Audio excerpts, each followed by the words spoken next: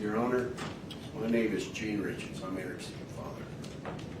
No parent should ever have to bury their child. Right out of gate, this shift from courtroom procedure into something much heavier, a victim impact statement. In cases like this, these statements aren't about proving guilt. That part is already settled. They're about showing the human cost behind the case file.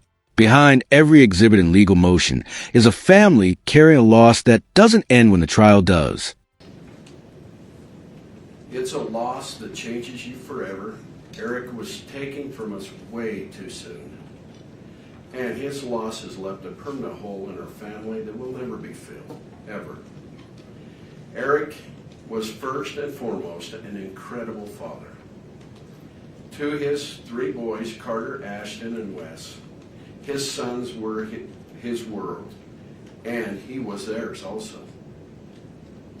They didn't just see him as a dad, they saw him as their best friend, their coach, their mentor, their protector. He was present in every part of their lives. Whether it was soccer, baseball, basketball, or any activity that they were involved in. Eric was there coaching, encouraging, and supporting not only his own boys, but every child on the team. Eric didn't just coach sports, he built confidence. He built character and friendships. He gave his time freely because he cared deeply about helping young people grow into strong, kind, and capable individuals. The impact Eric had on these children and families continues even now. 1, 2, 3, Eric. Pause on that for a second. For years later, kids are still repeating his name before games. That's one of those moments that says more than a stack of documents ever could. Question for you. What do you think says the most about a person's life, their achievements, or the way people keep remembering them after they're gone? On the soccer team that he coached, before every game, the players gathered and called out a cheer. For many teams, it might be something ordinary. But for Eric's team, even 4 years after his death, they still break the huddle with the words, 1, 2, 3, Eric. That simple cheer speaks volumes about a man he was and the lasting imprint that he left upon young lives in this community. He was a light to his sons, to the boys he coached, and to our entire community. A light that was taken far too soon. Eric was only 39 years old. As his father, I miss him every day. I miss our conversations. I miss watching him grow into a man I was so proud of. One of the greatest joys of my life was seeing the kind of father he had become. Eric was patient, loving, dedicated, and fully present in his boys' lives.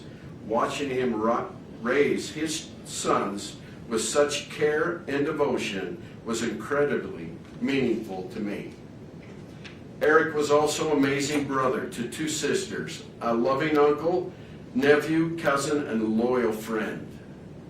He was a trusted business partner, a valued colleague, and a respected member of our community. He was generous with his time, his energy, and kindness. He treated people with respect, showed gratitude even for the smallest acts of kindness, and gave freely of himself because that's simply who he was. He worked hard to provide a beautiful life for his family.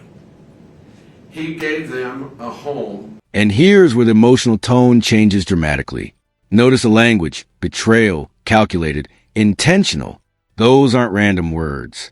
In a courtroom, wording matters because it frames how the family believes a harm happened and why the consequences should be severe. Many would consider a dream. He ensured their needs were met, supported them, cared for them, and treated his wife with love every day. Yet despite everything he gave, his life was taken from him, not by a stranger, but by a person he should have been able to trust the very most in his life. He was betrayed in the most imaginable way possible. His life was taken through calculated, intentional actions motivated by the greed, control, and desire for a different life with someone else. Eric's boys lost a father. I lost my son. His sisters lost their brother. Our family lost a man who represented the very best of what a person can be. The ripple effects of this loss extend far beyond our immediate family. Now we're hearing a direct sentencing request. Life without parole. Legally, this is a major moment because the family isn't just expressing grief. They're explaining why they believe permanent accountability is appropriate. The focus here isn't only punishment. It's also safety, finality, and impact on surviving family members. His friends lost someone they trusted and admired. The children he coached lost a mentor, a role model. Our community lost someone who genuinely cared and gave back without expecting anything in return. Eric will never see his boys graduate, get married, or become fathers themselves. He will never again stand on the sidelines cheering them on. He will never offer guidance, encouragement, or love in any way that only a father can. That opportunity was stolen from him and from all of us. Because of the calculated and intentional nature of this crime, I respectfully ask the court to impose a sentence of life without the possibility of parole. This sentence is important to Eric's 3 sons never have to live with the fear that the person responsible for taking their father could ever harm them again, and to ensure she can never harm anyone else ever again. Despite our immense grief, I want to acknowledge and thank those who have worked tirelessly to bring justice for my son. Eric was always grateful for others, showed kindness and dedication, and I know he would want to express sincere appreciation to those who gave their time, effort, and professionalism to seek the truth in this case. Something easy to overlook in emotional cases. The number of people involved behind the scenes. Investigators, prosecutors, jurors, court staff. Months or even years of work can lead to one courtroom moment.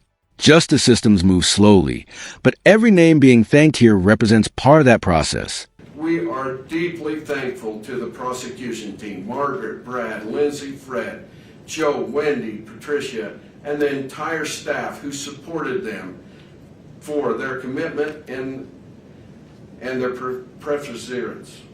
We also want to recognize and thank Todd for his dedication. Accountability matters.